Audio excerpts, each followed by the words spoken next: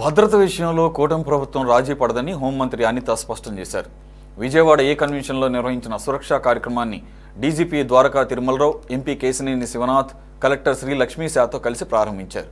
ఈ సందర్భంగా technology, drones ద్వారా క్రైమ్ రేటు నియంత్రణ చేపట్టినటువంటి విజయవాడ పోలీసులను అనిత అభినందించారు. 18,000 ఉన్న సీసీ కెమెరాలను మార్చి కల్లా 1,00,000 చేయబోతున్నామని కెమెరాల ఏర్పాటుకు సహకరించిన దాతలకు అనిత ధన్యవాదాలు తెలిపారు.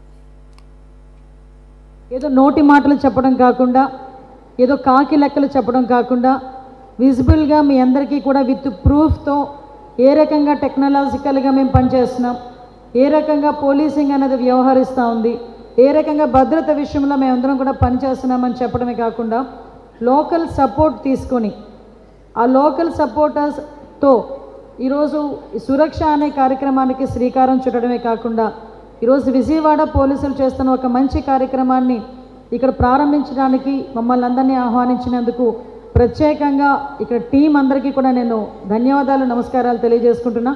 ఈరోజు ఈ కార్యక్రమానికి పెద్దలు గౌరవనీయులు ఇందాకే చెప్పారు, 89 బ్యాచ్ అయినప్పటికీ కూడా ఇప్పుడు ఉన్న పోలీస్ ఆఫీసర్లతో సైతం పరిగెడుతూ టెక్నాలజికల్గా కూడా ఇంకా ఇన్నోవేటివ్ థాట్స్ని వాళ్ళకి షేర్ చేస్తూ ఈరోజు కూడా డీజీపీగా ఒక మంచి పేరు తెచ్చుకున్న ద్వారకా తిరుమలరావు గారికి నేను ప్రత్యేకంగా ధన్యవాదాలు, నమస్కారాలు తెలియజేస్తున్నా. చాలా మంచి ఇనిషియేటివ్. భద్రత, సమాజంలో భద్రత కలిగించే విషయంలో అయితేనేమి, సమాజంలోని ప్రతి ఒక్కరికి భద్రతా భావం కల్పించేటువంటి విషయంలో అయితేనేమి, దానికన్నా ఒక అడుగు ముందుకేసి భద్రతా సంస్కృతి అందరిలో తీసుకురావాలనేటువంటి ఈ ఆలోచన చాలా శ్లాఘనీయమని చెప్పి తెలియజేస్తూ ఉన్నాను.